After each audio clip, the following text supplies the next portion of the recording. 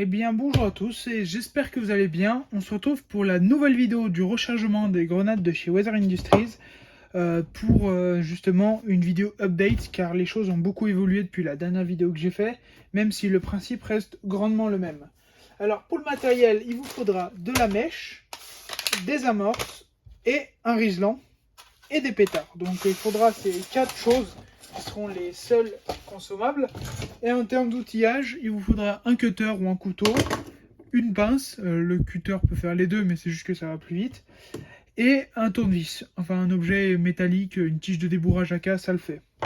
Donc on va venir ouvrir sa grenade, la vider, ce que j'ai déjà fait au préalable, et démonter le percuteur. Donc ici on va avoir justement le percuteur en deux parties, cette pièce qui va être montée sur ressort et sur lequel va venir appuyer le ressort pour pas que ça se déclenche, pour que ça permette le déclenchement, parce que c'est un peu technique, mais ça, on va pas s'attarder là-dessus. Et là, on a l'ensemble du percuteur, ce que j'appelle le cylindre, qui va venir contenir tout l'explosif et toutes les mèches. Du coup, votre objet métallique, il va venir vous servir à ça. Donc, ici, on se retrouve avec un petit ressort à ne pas perdre, qu'on va mettre avec cette pièce. Du coup, ici, on a le support d'amorce. Désolé pour le fort accord, je me suis un peu battu avec un fil électrique. Du coup, ici, on a voilà, la petite pièce dans laquelle va venir accueillir la mèche. Ça, c'est le tout premier design que je garde pour moi parce qu'il est moins rentable et pas très... et tout autant efficace que celui avec la rondelle plus le petit support métallique. Ça offre une meilleure flexibilité, etc. Du coup, ce qu'il va vous falloir, c'est que là j'ai déjà une amorce toute prédécoupée.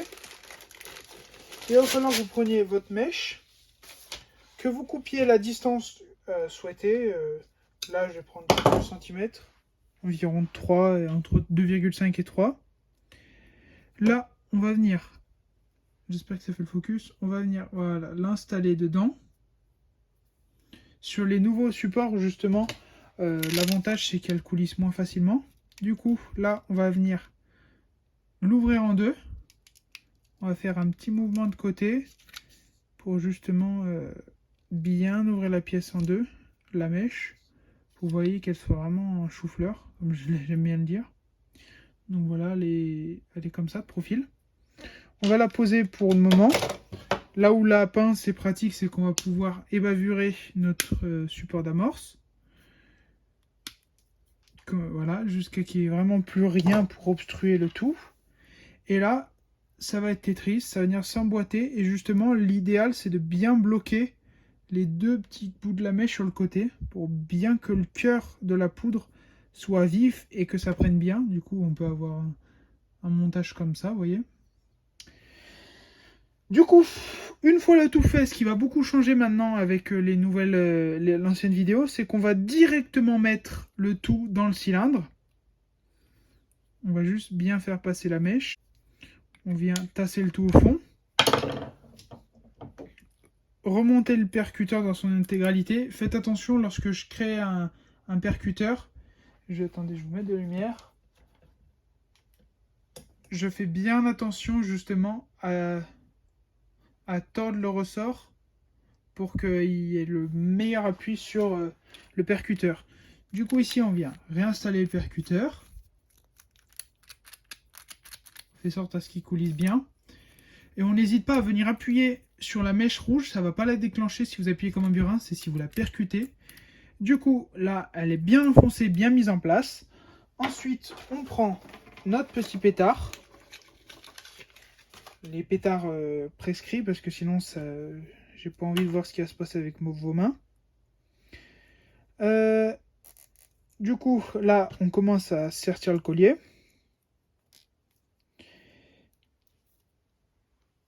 Voilà. Le tout est serti. Les mèches sont bien jumelées. N'hésitez pas à prendre des colliers de serrage cheap. Ça coûte rien. Je préfère utiliser un collier de serrage et pas passer pour un con que de perdre mon pétard, surtout que la mèche elle va pas être récupérable et tout, il y aura juste le pétard qui pourra éventuellement être rattrapable. Du coup là j'en mets 2, c'est vraiment pour un cas de force majeure. Du coup, si vraiment vous avez peur que ça ne se déclenche pas, les deux mèches sont vraiment bien jumelées de là à là. Il y a environ 6 mm, 7 mm de contact, ça devrait être suffisant. On coupe le tout parce qu'en fait maintenant on est obligé de sertir après avoir mis le percuteur parce que les riselants ne passent pas dans le trou prévu à cet effet. Du coup, voilà, on vient visser le tout.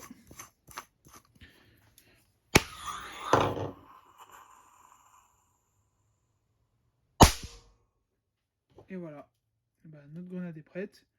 On a juste à tirer le percuteur parce que là il est resté coincé. Mais vous avez vu qu'en 5 minutes, bon là c'est en 5 minutes explicatif donc c'est assez long. Mais vous avez une grenade complètement parée à l'emploi. On évacue le pétard avec les restes de riselant et poubelle parce qu'on pollue pas la nature. J'espère que cette vidéo vous aura bien ouvert les yeux sur le rechargement et que tout sera clair. Moi sur ce, je vous dis au revoir et je vous souhaite bon amusement.